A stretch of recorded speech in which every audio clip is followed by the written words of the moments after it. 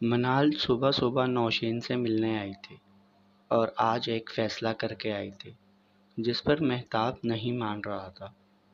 نہیں منال، تم سمجھ نہیں رہی ہو، وہ پینک کرنے لگے گی۔ پلیز تم اسے اپنے گھر لے جاؤ، پلیز میں تمہارے سامنے ہاتھ جوڑتا ہوں۔ اس نے حیرت سے روتے مہتاب کو دیکھا، اس سخت کانسٹیبل کو دیکھا جو کامیابیوں کی سیڑھیاں روز چڑھ رہا تھا، مجرموں کو سزا دے رہا تھا اور یہاں ایک لڑکی کے لیے بچوں کی طرح رو رہا تھا۔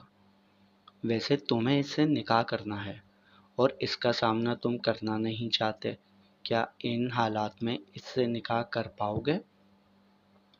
اس لیے تو کہہ رہا تھا اس کا برین واش کر کے اسے میرے لیے ریڈی کرو، پھر ڈائریکٹ نکاح کے بعد دیکھ لوں گا اسے، تب اسے سنبھالنے کا ہر حق ہوگا میرے پاس۔ ابھی نہیں ہے، نہیں سنبھال پاؤں گا، پلیز۔ مگر وہ آج کچھ بھی سننے کو تیار نہیں تھی، اس لیے اس کا ہاتھ کھینچ کر اسے اس کے کمرے کے باہر لے آئی۔ منال کو دیکھ کر وہ خوش ہو گئی تھی۔ دوست، ہائے نوشین، کیسی ہو؟ اس نے دروازے کے باہر کھڑے ہی اس سے پوچھا۔ دوسری طرف دیوار کے ساتھ لگا مہتاب اپنا ہاتھ چھڑا رہا تھا، التجا کر رہا تھا، نفی میں سر ہلا رہا تھا۔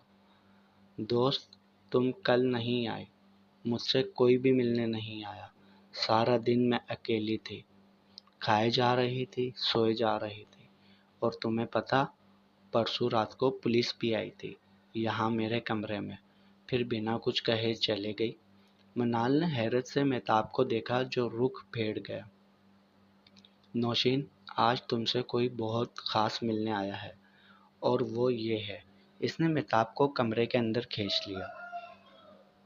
مہتاب حمید، نوشین کی دھڑکن رک گئی تھی۔ وہ سر جھکائے سامنے کھڑا تھا۔ 3 سال بعد وہ سول کپڑوں میں تھا۔ مہتاب، اس نے نظر اٹھا کر اسے دیکھا۔ پہلی بار آنکھیں چار ہوئی تھیں۔ وہ اسے براہ راست دیکھ رہا تھا، پورے ہوش و حواس میں تھا۔ ابھی مجھ میں کہیں باقی تھوڑی سی ہے زندگی، جاگی دھڑکن نہیں، جانا زندہ ہوں میں تو ابھی۔ یہ کیسی لگن اس لمحے میں، یہ لمحہ کہاں تھمے گا؟ اب ہے سامنے، اسے چھو لوں ذرا، مر جاؤں یا جی لوں ذرا۔ جس دن تمہارا ایکسیڈنٹ ہوا تھا، اس دن جو انسان تمہیں ہاسپٹل لے کر آیا تھا وہ مہتاب ہی تھا۔ اس کے بعد تمہارا سارا خرچ مہتاب اٹھا رہا ہے، ہر روز تمہیں دیکھتا ہے، تمہارے پاس رہتا ہے، یہ پہلے دن سے تمہارے ساتھ ہے۔ تم کہتی تھی جب وہ لوٹ آئے گا، لو آ گیا ہمیشہ کے لیے، سنبھالو اسے۔ مہتاب کو آگے دھکیل کر وہ خود باہر چلی گئی تھی۔ وہ ابھی بھی گردن جھکائے کھڑا تھا۔ 3 سال گزر گئے آنے میں، تم جانتے ہو میں نے کتنا انتظار کیا۔ آئی am sorry, please I am sorry. وہ ہاتھ جوڑ کر معافیا مانگ رہا تھا۔ میں مر گئی مگر انتظار ختم نہیں ہوا، میرے ماں باپ چلے گئے، میں اس جانور کی مار کھاتی رہی کیونکہ تم لوٹے ہی نہیں۔ میں آیا تھا مگر تب تک دیر ہو گئی، شہر میں آ کر پڑھنا، کمانا، گھر بنانا بہت مشکل تھا، پیچھے دیکھنے کا وقت ہی نہیں ملا۔ پیچھے والوں کو مار دیا تھا جو وقت نکالنے کی کوشش بھی نہیں کی کہ ایک دفعہ مرتے ہوئے منہ میں پانی ڈالا۔ سوری، کر دو نا معاف، میں بھی پل پل مرا ہوں، میرا عشق ہو تم، کبھی نہیں بھولا تھا تمہیں نوشی۔ تو اب بھول جاؤ، میں تمہارے قابل نہیں رہی، جاؤ کوئی اپنے جیسی لڑکی ڈھونڈو، چلے جاؤ یہاں سے۔ وہ رخ بدل گئی تھی جب وہ ایک دم اس کے پاس آیا۔ نہیں نوشی، مجھے خود سے دور مت کرو، اتنی مشکل سے تو ملے ہیں، سمجھو ملی ہی نہیں، وہ 3 سال پہلے ہی کھو گئی تھی۔ وہ کروٹ بدل کر لیٹ گئی تھی۔ مہتاب چند لمحے حیرت سے اسے دیکھتا رہا، پھر اس کا رخ اپنی جانب کیا۔ اس کے ہاتھ تکیے سے پن کر کر اس پر جھک گیا۔ بس بہت سن لی میں نے اور بہت کہہ لی تم نے۔ کون ہوں میں وہ مہتاب ہوں جسے تم در سے بھاگ کر ملنے آتی تھی، وہ مہتاب ہوں جو تمہارے لیے کچے اسکردو توڑتا 2 بار درخت سے گرا تھا، میں وہ مہتاب ہوں جو دھوپ میں کام کرتا تھا تو اس کے پیچھے ہیٹ جلانے آتی تھی، میں تمہارا مہتاب۔ نوشی، تیاری رکھو، آج گھر جائیں گے اور کل نکاح ہوگا، اس کے ہاتھ چھوڑتا وہ کمرے سے چلا گیا تھا۔ پیچھے وہ رو دیتے، میں تمہارے قابل نہیں ہوں۔ منال اسے چھوڑ کر باہر بینچ پر بیٹھ گئے تھے۔ علیم اور نعمان پاکستان آ گئے تھے اور اب وہ مینشن جا رہے تھے۔ اچانک علیم نے گاڑی روک کر باہر دیکھا۔ وہ آج بھی بینچ پر بیٹھی رو رہی تھی۔ نعمان نے اس کی نظروں کے تعاقب میں دیکھا اور اس کے سر پر ایک چپت لگا دی۔ وہ لچے، یہ کیا حرکت ہے؟ ہاں سر، یہی وہ لڑکی ہے جس نے میری جان بچائی تھی، مگر اسے پتہ چل گیا تھا کہ میں ایس پی مرزا کو زہر میں نے دیا ہے، اس لیے مجھے اسے ہٹ کرنا پڑا۔ نعمان نے ایک نظر اس کے اداس چہرے کو دیکھا۔ اس نے صورت دیکھی تھی تمہاری؟ نہیں، مارکس میں تھا۔ اس نے چہرے پر توجہ بھی نہیں دی زیادہ۔ نعمان اٹھ کر فرنٹ سیٹ پر آ گیا اور اسے باہر نکال دیا۔ تو ٹھیک ہے، جاؤ اس سے ملو، میں چلا جاؤں گا۔ اس کے چہرے پر حیرت در آئی تھی۔ Thank you sir. وہ ڈرائیو کرتا آگے بڑھ گیا اور علیم جا کر اس کے ساتھ بیٹھ گیا۔ گلا کھنکار کر اس نے اسے متوجہ کرنا چاہا، مگر وہ گہری سوچ میں تھی۔ دل ٹوٹا ہے یا کسی کا سر پھوٹا ہے؟ کسی مرد کی آواز پر اس نے چونک کر اسے دیکھا۔ گول چہرہ، گندمی رنگ، براؤن شیڈ آنکھیں، گال پر ڈمپل، اور وہ چند لمحے اسے دیکھتی رہی۔ نظروں میں مسکراہٹ آنے لگی تھی۔ نہیں، کسی کو کچھ نہیں ہوا، دل ٹوٹا ہے۔ توڑنے والا کمینہ تھا یا اتنا اچھا تھا کہ بس مر جانا ہے اب؟ اس کی بات پر وہ ہنس دی تھی۔ نام؟ منال کے سوال نے علیم کو حیرت میں ڈال دیا تھا۔ آئین سے علیم، اور آپ کا؟ میم سے منال۔ علیم نے دل ہی دل میں اس کے نام کو سراہا۔ دل کس نے توڑا؟ علیم کی بات پر اس نے افسوس اور مسکراہٹ سے اسے دیکھا۔ دوست تھا، میں زیادہ سمجھ بیٹھی۔ یہی ہماری غلطی ہے، ہم انسان سے بہت زیادہ امیدیں وابستہ کر لیتے ہیں، حالانکہ وہ ہمیں کہتے کچھ بھی نہیں ہوتا، اور بعد میں ہم اس انسان کو غلط کہتے ہیں، حالانکہ امید تو ہم نے لگائی تھی۔ میں امید لگا بیٹھی کیونکہ مجھے امید دلائی گئی، مگر خیر، اب انجان کو کیا بتاؤں؟ وہ اٹھ کر جانے لگی جب وہ بولا، جس سے حال دن بیان کر دیا وہ انجان کیسے؟ دل کی بات اپنوں سے ہی کی جاتی ہے نا۔ بینچ سے ٹیک لگائے، بائیں ٹانگ دائیں ٹانگ پر رکھے پیر ہلاتا وہ منال کو مسکرا کر دیکھ رہا تھا۔ مسکان منال کے ہونٹوں پر بھی آ گئی تھی۔ ویسے تمہارے پیٹ کا زخم کیسا ہے اب؟ اس بات پر علیم کی ٹانگ نیچے گر گئی تھی۔ اس کے چہرے کا رنگ فاق ہو گیا تھا۔ تم نے ابھی کہا کہ جس سے دل کا حال بیاں کیا گیا ہو وہ انجان کیسے؟ اور جس نے جان بچائی وہ اتنا اجنبی ہو گیا کہ ہوش سے بیگانہ کر کے چھوڑا ہے؟ تب اپنی نہیں لگی تھی میں؟ دیکھیں میں بتاتا ہوں، آپ میری بات سنیں۔ وہ شرمندگی سے بولا، مگر منال نے ہاتھ اٹھا کر منع کر دیا۔ مجھے نہیں جاننا۔ جانتی ہوں، ڈر گئے تھے۔ فکر مت کرو، میں پولیس کو نہیں بتاؤں گی، پر میری ایک شرط ہے۔ اس نے حیرت سے منال کو دیکھا۔ تمہیں مجھ سے پیار کرنا ہوگا۔ علیم کا منہ کھلا رہ گیا تھا۔ منہ بند کرو، صرف ناٹک کرنا ہے۔ مجھے مہتاب کو دکھانا ہے کہ اگر وہ آگے بڑھ سکتا ہے تو میں بھی بڑھ سکتی ہوں۔ کرو گے میری مدد؟ آپ مجھے استعمال کر رہی ہیں؟ علیم نے سینے پر ہاتھ باندھ کر کہا، میں بس اپنی فیس مانگ رہی ہوں، میں نے جان بچائی ہے تمہاری۔ علیم نے گہرا سانس لے کر اسے دیکھا اور اس کے قریب چلا گیا، چہرہ اس کے قریب کر لیا، اور ناٹک میں معاملہ سنجیدہ ہو گیا تو منال نے اس کے سینے پر ہاتھ رکھ کر دور کیا۔ تب کی تب دیکھیں گے، بولو، کرو گے؟ اب کرنی تو پڑے گی بھائی، جان بچانے والے کی جان امانت ہوتی ہے، اور میں بہت امانت دار ہوں۔ کب، کیا، کیسے کرنا ہو مجھے بتا دینا۔ اسے اپنا کاغذ تھما کر وہ آگے بڑھ گیا تھا۔ منال نے ایک پر اصرار سے مسکراہٹ سے اسے دیکھا اور کاغذ پرس میں رکھتی وہاں سے چلی گئی۔ مرزا کو ہاسپٹل سے ڈسچارج مل گیا تھا۔ ہیرو اور مہتاب دونوں اسے گھر لے کر آئے تھے۔ گارڈ نے اسے اس کا حال پوچھا۔ صاحب، اب آپ کیسے ہیں؟ میں ٹھیک ہوں ہدایت۔ اس سے دعائیں لے کر وہ جیسے ہی اندر آیا تو ایک زوردار دھماکہ ہوا۔ کروڑوں کی تعداد میں چھوٹے چھوٹے ستارے اس کے سر پر اور آس پاس گر رہے تھے۔ Welcome home! ہر طرف شور مچ گیا تھا۔ اس نے حیرت سے سب کو دیکھا۔ فریحہ، امی، دادی۔ اس کے دونوں ہاتھ منہ کو آ گئے تھے۔ وہ بھاگ کر دادی کے گلے لگ گیا۔ میری گرل فرینڈ! انہوں نے شفقت سے اس کا ماتھا چوما، پھر وہ فریحہ کی جانب مڑا۔ سپر کوپ! اسے ملنے کے بعد وہ اپنی ماں کی جانب آیا تھا۔ کافی دیر ان کے گلے لگنے کے بعد وہ نم آنکھوں سے انہیں دیکھنے لگا۔ 4 سال کا لمبا انتظار۔ تمہارا باپ ناراض تھا۔ تم نے بھی ہٹ درمی دکھا دی۔ ایک بار بھی ملنے نہیں آئے۔ امی کیسے آتا؟ ڈر لگتا تھا آپ کو چھوڑ کر واپس نہیں آ پاؤں گا۔ ابو ناراض ہیں؟ آج بھی نہیں آئے نا؟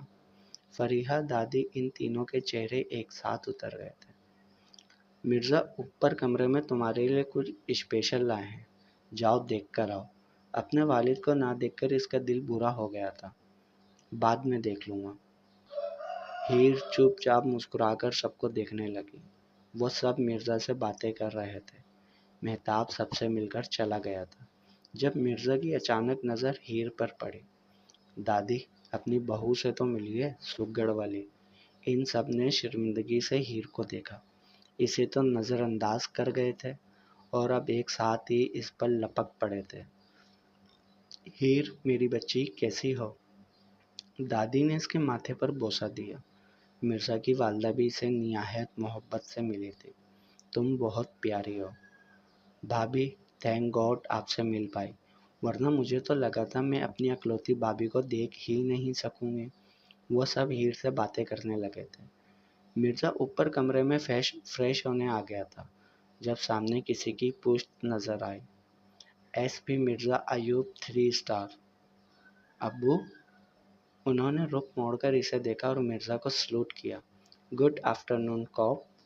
ابو؟ ان کا نام لیتا وہ ان کی جانب بڑھنے لگا۔ مجھے بھی پولیس والا بننا ہے، اپنے ماں باپ کی جان سولی پر لٹکانی ہے۔ سوری ابو۔ وہ بھاگ کر ان کے گلے لگ گیا تھا۔ اتنے عرصے بعد باپ کے سینے سے لگ کر سکون مل گیا تھا۔ ان سے جدا نہیں ہونا چاہتا تھا۔ ابو، تھینک یو سو مچ، مجھے معاف کرنے کے لیے، واپس آنے کے لیے۔ ایوب صاحب نے اس کی پشت پر تھپکی دی۔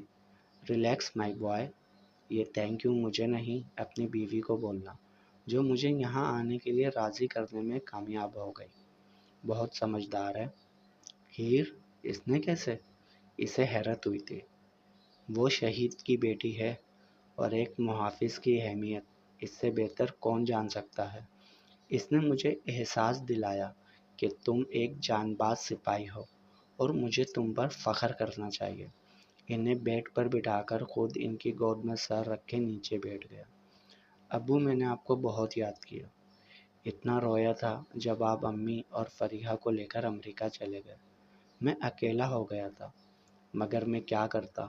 آپ نے بچپن میں سکھایا تھا، چاہے دنیا خلاف ہو جائے، غلط کا ساتھ نہیں دینا، تو میں کیسے جرم کا خاموش تماشائی بن جاتا۔ آپ کی سیکھ کو میں نے ترجیح دی، مگر آپ ہی کا نافرمان بن گیا۔ سوری۔ انہوں نے پیار سے اس کے سر پر ہاتھ رکھا۔ کوئی بات نہیں، لیکن اب جو عزم کیا ہے اسے پورا کرنا۔ بچا لو اس ملک کو جس حد تک بچا سکتے ہو، میں تمہارے ساتھ ہوں۔ وہ حیرت سے انہیں دیکھنے لگا تھا جب باقی سب بھی اوپر آ گئے۔ سرپرائز کیسا لگا بھائی؟ انہوں نے دروازے کی جانب دیکھا۔ فریحہ، امی، دادی اور سب سے پیچھے چھپی ہیر۔ آج مرزا کی فیملی ایک ہو گئی تھی۔ سب لوٹ آئے تھے، خوشیوں نے دستخط دے دی تھی۔ ہیر دروازے میں کھڑی ان سب کو دیکھ رہی تھی، جو عرصے بعد ایک ہوئے تھے۔ اس کا سسرال مکمل ہوا تھا۔ مرزا نے مسکراتے اسے دیکھا اور دیکھتا رہ گیا۔ آج اس کی وجہ سے اس کی فیملی پھر سے ایک ہوئی تھی۔ اس نے نظروں ہی نظروں میں اس کا شکریہ ادا کیا۔ ہیر، ایوب صاحب کی آواز پر اس نے مسکرا کر انہیں دیکھا۔ میری بیٹی کو پیچھے چھوڑ آئے ہو؟ ایوب صاحب خود اس تک اسے اپنے سینے سے لگانے کے لیے گئے۔ اس کے سر پر ہاتھ رکھا۔ کیسی ہو؟ میں اچھی ہوں، آپ کیسے ہیں؟ میں بھی۔ آج تمہاری وجہ سے میری اور میرے بیٹے کی ناراضگی ختم ہو گئی۔ شکریہ۔ وہ مسکرا کر سر جھکا گئے تھے، یہ جانے بغیر کہ کسی کے دل کی بنجر زمین پر بادل آنے لگے تھے۔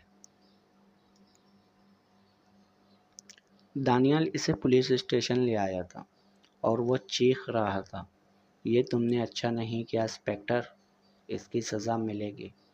میرے بھائی کو پتہ چلا تو ایک منٹ نہیں رہنے دے گا مجھے یہاں۔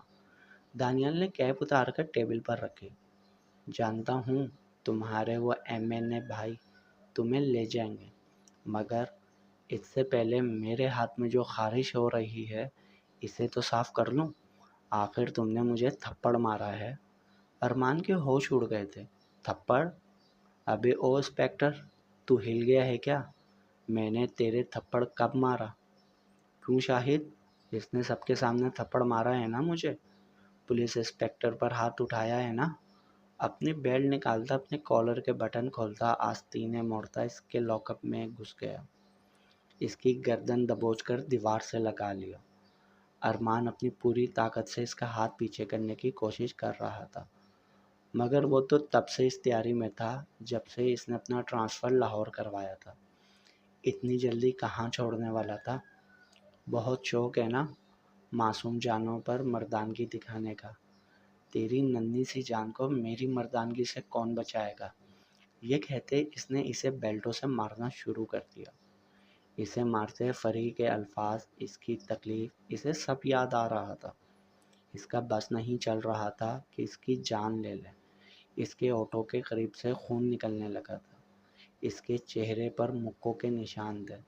پھر کچھ سوچ کر اسے چھوڑ دیا۔ وہ درد سے کرہا رہا تھا۔ اس نے اپنا فون نکالا، اس کی ویڈیو بنائی اور فری کو سینڈ کر دی۔ وہ انٹی کے پاس بیٹھی ان کی باتیں سن رہی تھی جب فون پیپ ہوا اور اس نے میسج اوپن کیا تو ارمان شیرازی کی ابتر حالت اس کے سامنے تھی۔ اس شخص کو اس حالت میں دیکھ کر اسے بہت سکون ملا تھا۔ اسے دانیال کی بات یاد آئی تھی، مجھے سزا دو تاکہ میں اس شخص کو سزا دے سکوں۔ نعمان مینشن آیا ہی تھا جب عفت، اس کی چھوٹی بہن، اس کے پاس آئی۔ بھائی جان، ارمان بھائی کا فون نہیں لگ رہا۔ صبح یونی کے کچھ کام کے لیے گئے تھے، 2 گھنٹے کا بولا تھا، دوپہر سر پر آ گئی ہے، ابھی تک واپس نہیں آیا۔